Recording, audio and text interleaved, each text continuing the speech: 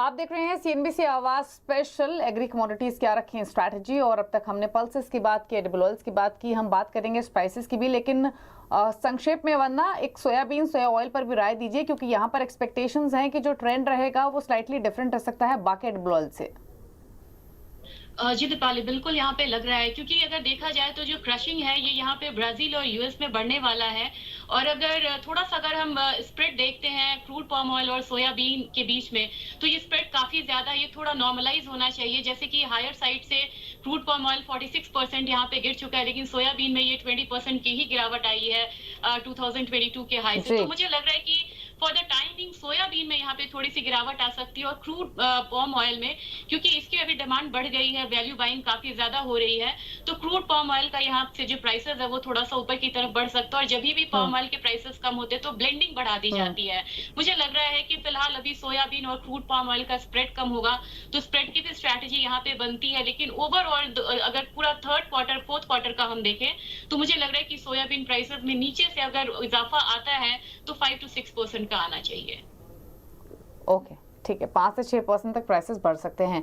अब बात करेंगे स्पाइसेस की, जहां पर जीरे धनिया में हमने तेजी देखी है, जीरे ने रिकॉर्ड हाईज भी बनाए हैं। रवि, संक्षेप में यहां पर डिमांड प्लस प्राइसेस का ट्रेंड कैसा देख रहे हैं?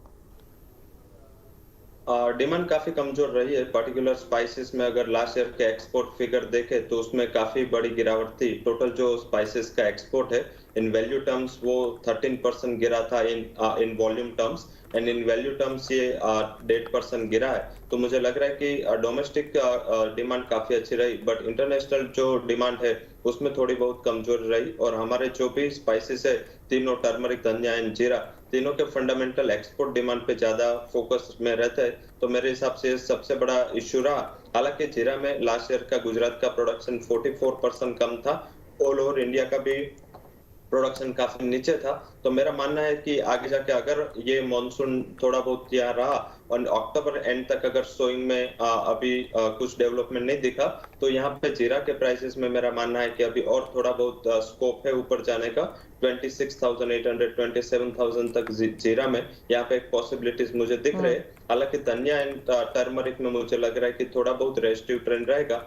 टर्मरिक में जो इश्यू है वो हायर प्रोडक्शन की एस्टिमेट एज वेल एज उसमें डिमांड कमजोर है, एंड जो धनिया में इश्यू है वो रशियन सप्लाई अक्टूबर ऑनवर्ड्स जो रिज्यूम करेगी मार्केट में, तो हमारे यहाँ इंपोर्ट ये सस्ता होगा। तो दोनों में मुझे लग रहा है कि थोड़ा बहुत ट्रेंड रेस्टिव रह सकता है। हालांकि जीरा में अभी भी आउटलुक बुलिश है।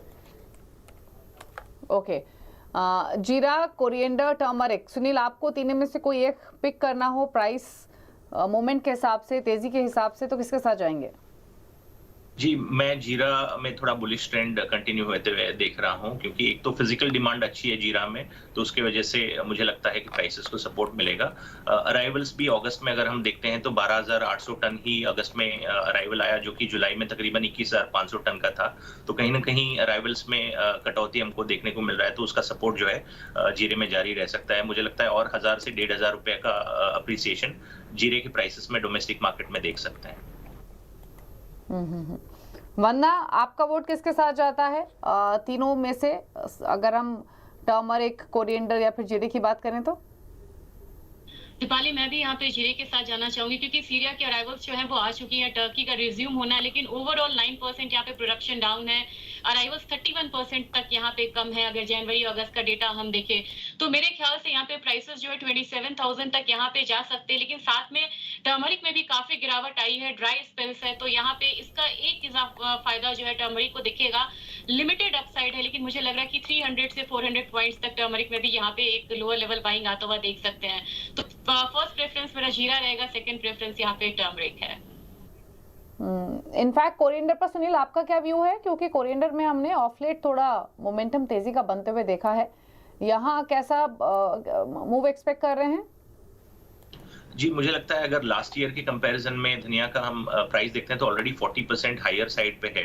तो कहीं ना कहीं मुझे लगता है थोड़ा बहुत कंसोलिडेशन जरूर देखने को मिल सकता है। सप्लाई सफिशिएंट है, फिजिकल मार्केट में बहुत ज्यादा डिमांड नहीं है। अगर इसका अराइवल नंबर्स भी देखते हैं तो अभी अराइवल नंबर्स अभी थोड़े बेहतर होते हुए नजर आ रहा है। लास्ट वीक हमने तकरीबन 1700 टन का अराइवल देखा, जो कि प्रीवियस वीक उसके सिर्फ 1000 टन का अराइवल था। तो अराइवल्स में धीरे धीरे इजाफा हमको नजर आ रहा है। तो मुझे लगता है कहीं ना कहीं प्राइसेस थोड़ा कैप हो सकते हैं। मुझे लगता है यहाँ से एक 500 से 700 रुपए का करेक्शन धनिया में देखने को मिल सकता है। 11,700 के आसपास फ्यूचर्स मार्केट में ट्रेड कर रहे हैं। मुझे लगता है ये 11,000 तक का लेवल दिखा सकता है। ठीक है, तो स्पाइसेस के पैक में जीरा सबसे ज्यादा मजबूत लग रहा है, बल्कि धनिया थोड़ा सा हल्का हो सकता है। प्राइसेस इन लेवल से नीचे आ सकते हैं, ये हमारे सभी एक्सपर्ट्स का व्यू है। चलिए, सभी मेहमानों का शुक्रिया, रवि, सुनील और वंदना, आने के लिए शो में और एक आउटलुक देने के लिए। तमाम एग्री कमोडिटीज की चाल कैसी रह सकती है, डिमांड के हिसाब से भी, प्राइसेस के पर्सपेक्टिव से भी। शुक्रिया आप सभी का। और इसी के साथ स्पेशल शो में तो इतना ही। नमस्कार।